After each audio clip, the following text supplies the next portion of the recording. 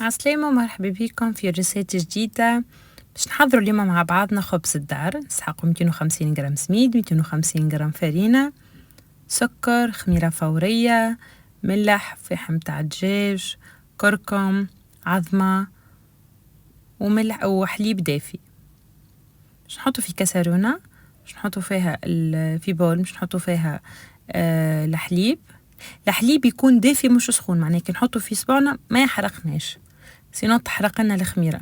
باش نحطوا السكر، باش نزيدوا عليها الخميرة ونخليوها تتفاعل 10 دقايق هكاكا حتى لين تولي فيها فقاعات. هنا الخميرة اللي عندي خشينة شوية دونك باش تبطى، هذيك اللي قعدت نخلط فيها راني تفاعلت سبا.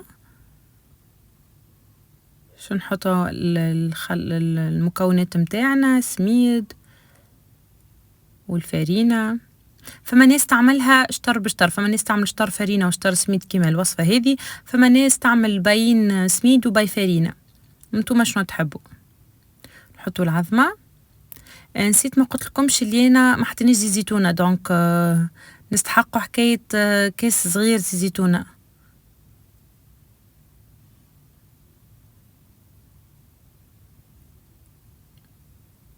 باش نحطوا الفاح متاعنا. الفاح بالنسبه لي هذاك راهو بسباس وسينوج، كل واحد شنو يتحب. فما ناس تحط فيها زرعه كتان، فما ناس تحط فيها حبه حلاوه. انا ماذا بيا كان بسباس وسينوج، ما نحبش اي نكهه اخرى تكون موجوده. حطينا الملح على جنب. بالنسبه للكركم هو اختياري، فما ناس تحب لونها يكون اصفر، وفما ناس تحب لونها يكون عادي لونه الطبيعي. انتوما احرار. باش نخلطوا الميلانج متاعنا بالكدا. باش نبقاو نزيدوا في الماء، نستحقوا ماء دافي ومش نبقاو نزيدوا في الماء. بالنسبه للماء ماهوش، ما نجمش نعطيكم الحكايه صحيح بالضبط، خاطر كل سميد وكيفاش وكل فرينه اسكو تشرب ما تشربش، معناها انتم عينكم ميزانكم في الماء. الماء يكون دافي بيان سور. هنا انا نحبذ اني باش نعركها بيدي، ما نحبش نعركها بالعجينه، خاطر نحبها بعركة الدار. نحسها كي تعرك بالدار تجي أبن وتجي مهشوشة أكثر من اللي بالعجينة. حرية شخصية، تحبوش تعبوا رواحكم تنجموا تعملوها بالعجينة كيما تحبوا تعملوها كيف ما أنا باليد، انتم أحرار. أنا نحسها تذكرني في أيام قبل كي نبداو نعركوا فيها باليدين، دونك ماذا بيا نعملها باليد. باش نبقاو نعركوا ونزيدوا في الماء حتى لين تولي العجينة متاعنا متجانسة. ما تخافوش منها كيكه، راهي ما تلصقش، راهي جوست مازالت السميد ما شربتش، معناها كعبة السميد ما شربتش الماء بالكدا. نقعد نزيدو في الماء ونعركو، مش نردوها ميه، جوست شويه بالماء حتى لين تتحل معنا العجينه ما تكونش يابسه في العركان،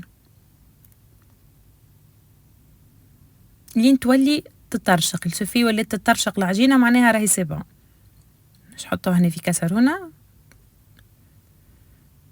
باش نغطيوها ببابي سولوفان، باش نغطيوها بمنديلة من فوق ونبعدوها على الكوروندير ولا أي حاجة فيها هواء باش تخمرنها بالكدا. تقريبا بقاتلنا ساعة ونص، وهاك تشوفوا فيها كيفاش خمرت وتضاعف الحجم متاعها. نحاولوا كيكا جوست نديغازيوها، نخلطوها باش نحيو الغاز اللي فيها. في بلاتو حطينا فيه شوية زيتونة وحليناها، وباش نخليوها ترتاح تقريبا 4 ساعة أخرى. هاك تشوفوا فيها زادت خمرت. وهنا أنا اخترت باش اني نعملها ضفيرات صغيرين كيف ما كيكة،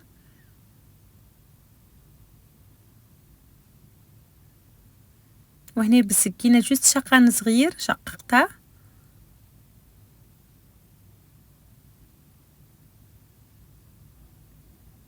باش نحطوا شوية حليب وعظمة، باش نخلطوهم مليح وندهنوا بيهم الخبزة،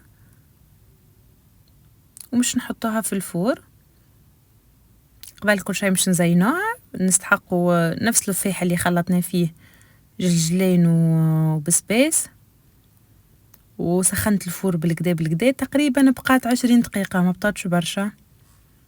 وهاكم تشوفوا فيها كيفاش حضرت. ما نحكي لكمش على البنة والتقرميشة اللي فيها في الحويفي، ياسر بنينة. نودكم ولا نشهيكم ان شاء الله تجربوها وتعطوني رايكم.